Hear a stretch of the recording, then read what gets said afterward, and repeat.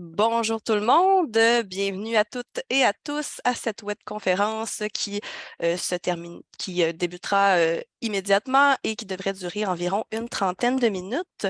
La webconférence aujourd'hui portera sur les programmes courts en archivistique, donc plus particulièrement le certificat en archivistique et le micro-programme en gestion des documents numériques offert par la Faculté des lettres et des sciences humaines de l'Université Laval. Donc, je me présente d'abord, je m'appelle Anne-Sara, je suis responsable de promotion et d'information sur les études à la Faculté des lettres et des sciences humaines. Et aujourd'hui, je serai accompagnée de Jean-Samuel Bisson, un étudiant à la maîtrise en histoire en archivistique plus particulièrement, qui est diplômé du certificat en archivistique. Sachez que dans le clavardage, vous allez pouvoir poser vos questions, clavarder avec Cynthia Labbé, conseillère en emploi pour le service de développement professionnel de l'Université Laval. On a également avec nous Isabelle Keital, responsable de promotion d'informations sur les études à la formation à distance de l'université, ainsi que Julie Deblois, qui est responsable de l'offre de formation de la Faculté des lettres et des sciences humaines. Donc, si vous avez des questions par rapport à l'employabilité, les débouchés d'emploi, par exemple, la formation à distance ou des questions plutôt sur le cheminement du programme, sachez que vous pouvez écrire dans le chat à tout moment durant la webconférence, si possible en nommant la personne concernée par la question. Aussi, ce qui est important de mentionner, nous sommes enregistrés, comme vous avez pu le voir, et nous sommes en direct sur Facebook. Donc, vous pouvez vous poser vos questions en commentaire directement sur Facebook dans l'événement et on me fera le relais de vos questions et si possible, je tenterai de leur répondre ou ça sera mes collègues qui pourront vous répondre. Sachez également qu'on prévoit un petit moment à la fin pour justement une période de questions. Donc, si vous avez des interrogations par rapport à la formation, vous pourrez lever la main, poser votre question en ouvrant votre caméra, votre micro et encore une fois, on tentera d'y répondre le plus possible. Si jamais on n'a pas le temps, ben, sachez que vous allez pouvoir me contacter par courriel. Je vous donnerai mon adresse courriel à la fin de la présentation et on pourra répondre à vos questions encore une fois là, le plus possible. Donc, tout d'abord, comme je le disais, on va parler du certificat en archivistique. On va aborder un petit peu le micro-programme en gestion des documents numériques également. Donc, d'abord, qu'est-ce qu'un certificat? C'est un programme court qui vous permet de compléter une formation initiale. Ça peut également vous permettre d'acquérir de nouvelles compétences ou simplement de découvrir un domaine sans vous engager dans un programme d'études long, par exemple un baccalauréat de 3 ans. Généralement, comme je le disais, c'est vraiment pour compléter une formation. Donc, seulement un certificat, c'est pas nécessairement ce qui va vous permettre d'obtenir un emploi de professionnel, mais jumelé avec un baccalauréat ou une technique, par exemple, ça peut vous permettre d'ouvrir beaucoup de portes dans des postes variés. Le programme de certificat, c'est un programme de 30 crédits, donc de 10 cours, peut être réalisé en 1 an si vous le faites à temps plein, donc à raison de 4 à 5 cours par session. Ça peut être également réalisé à temps partiel si vous êtes déjà sur le marché du travail ou si vous êtes aux études dans un autre programme et que vous souhaitez acquérir de nouvelles compétences. Le certificat peut entrer dans la composition d'un baccalauréat multidisciplinaire, donc la combinaison de 3 certificats, ce qui vous permet d'obtenir un baccalauréat. Ça peut également être contributoire dans le baccalauréat intégré en sciences historiques et études patrimoniales. Donc, les cours que vous ferez au certificat pourraient être crédités en tout ou en partie au baccalauréat, dépendamment du choix de cours que vous aurez fait. On offre également le microprogramme en gestion des documents numériques. Donc, un microprogramme, c'est un programme qui est très court. Généralement, des microprogrammes, c'est de 12 à 18 crédits. Donc, ça se fait généralement également à temps partiel. C'est un programme qui vous permet d'obtenir une attestation de premier cycle et qui vous suggère de nouvelles façons de faire de la gestion documentaire. Ça vous initie aux méthodes et aux outils de la gestion documentaire numérique dans les organisations. Donc, ça peut être un premier pas dans ce domaine-là. Et si après ça, vous voulez poursuivre au certificat ou au baccalauréat, la majorité des cours pourront vous être crédités. Ça peut être également contributoire dans un baccalauréat multidisciplinaire. Si on revient au certificat, donc les conditions d'admission, c'est assez simple. On demande un diplôme d'études collégiales pour nos étudiants du Québec. Si vous avez étudié au Canada, mais hors Québec, on demande un diplôme d'études pardon, un diplôme d'études secondaires jumelé à une année universitaire. Et si vous êtes de l'international, vous avez fait vos études hors Canada, on demande 13 années d'études préuniversitaires ou un bac français, par exemple. Les deux programmes dont on parle aujourd'hui peuvent être suivis entièrement à distance avec une majorité de cours en mode asynchrone.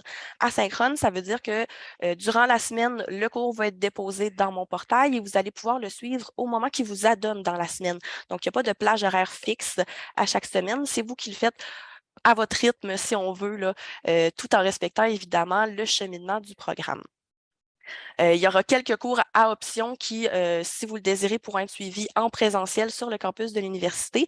Mais sinon, sachez que c'est possible de les réaliser entièrement à distance, incluant les examens et les remises de travaux.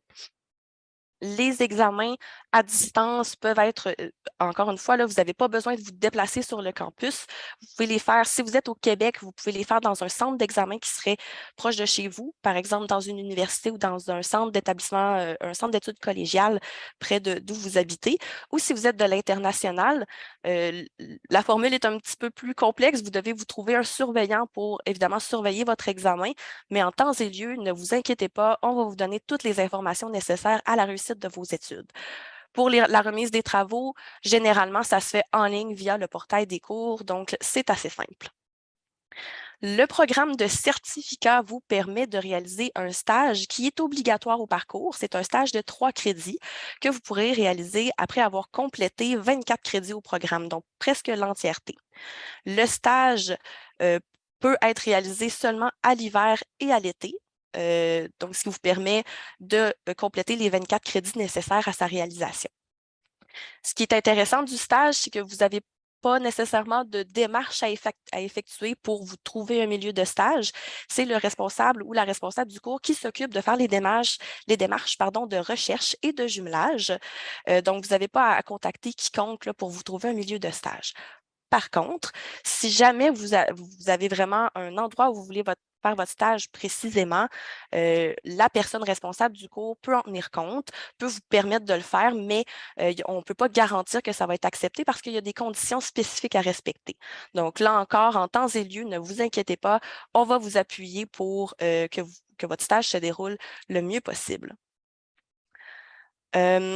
Le programme de certificat toujours offre la possibilité de vous spécialiser soit en gestion des documents administratifs ou en gestion des documents historiques. Donc, dépendamment dans quel domaine vous souhaitez travailler, par exemple, si vous voulez travailler dans des musées, ça serait préférable d'aller vers la gestion des documents historiques. Si vous voulez plus travailler au niveau de la gestion des documents numériques pour des entreprises, gouvernements, etc., la gestion des documents administratifs pourrait s'y prêter davantage. Dans le programme, vous allez avoir l'opportunité d'assister à des conférences, de faire des expérimentations concrètes d'applications technologiques, ce qui permet de mettre vraiment en pratique ce que vous allez apprendre durant vos 30 crédits de programme. Vous allez également avoir l'occasion de mettre en pratique votre savoir au laboratoire virtuel en gestion des documents d'archives numériques, donc avec des études de cas et également en réalisant le fameux stage du programme. Sachez que le programme en archivistique de l'université est un programme très convoité qui vous permet d'obtenir des emplois très intéressants et les postes d'archivistes sont très en demande sur le marché du travail. On le sait, la gestion des documents numériques, c'est quelque chose qui est de plus en plus importante au sein des entreprises, des organisations. On veut que ça soit bien géré, que ça soit sécurisé. Donc, et de plus en plus, l'information numérique est présente partout. Donc, on veut que ça soit le mieux géré possible. Donc, tous les organismes publics, privés, on parle de ministères, de municipalités, des petites, des grandes entreprises, peu importe, tous les types d'entreprises ont besoin de professionnels compétents pour gérer leurs documents. C'est quelque chose, comme je le disais, qu'on se préoccupe de plus en plus de la conservation aussi, de la mise en valeur des documents numériques. Donc, voilà, donc il n'y a aucune inquiétude à avoir concernant le marché de l'emploi pour ce domaine-là. Ce qui est particulièrement important à mentionner, c'est que le certificat en archivistique ne vous permet pas de travailler en archives médicales. Donc, si vous souhaitez devenir archiviste médical, ça serait préférable de vous diriger vers un diplôme d'études collégiales en technique d'archives médicales. Parce que bien que les deux pratiques soient similaires, donc on parle de gestion, traitement, conservation, mise en valeur de documents, les deux programmes sont très différents par leur objectif. Donc, soyez au courant là, que malheureusement, le programme ne permet pas de devenir archiviste médical. Par contre, ça vous permet quand même de travailler dans des institutions hospitalières si vous le désirez, mais sans avoir le titre d'archiviste médical. Le programme de certificat peut vous mener à des professions comme archiviste, conseiller en gestion des documents numériques, analyste en gestion documentaire, en coordination ou en contrôle de la documentation.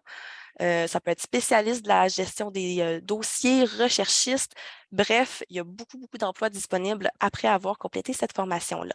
Beaucoup d'employeurs, un petit peu comme je le disais précédemment, donc on parle de centres d'archives, de musées, organismes publics, ministères, sociétés d'État, directement dans les villes. Bref, vraiment, tous les types d'entreprises ont besoin de personnes qui s'occupent de la gestion des documents. Pour vous en nommer quelques-uns, on a plusieurs diplômés qui se sont placés dans vraiment des milieux très différents les uns des autres. Je pense par exemple au ministère de la Justice du Québec, l'Association québécoise de la prévention du suicide, Parc Canada, la Garde côtière, les Nations Atikamekw, la Société de transport de Montréal. Bref, vous voyez, l'éventail est très, très large et donc vous pouvez vraiment vous placer dans le domaine qui vous intéresse le plus. Donc, c'est ce qui fait un peu le tour du programme de certificat en archivistique. Si jamais, encore une fois, vous avez des questions, vous pourrez les poser à la fin ou vous pouvez les poser dans le clavardage là, et mes collègues se feront un plaisir de vous répondre.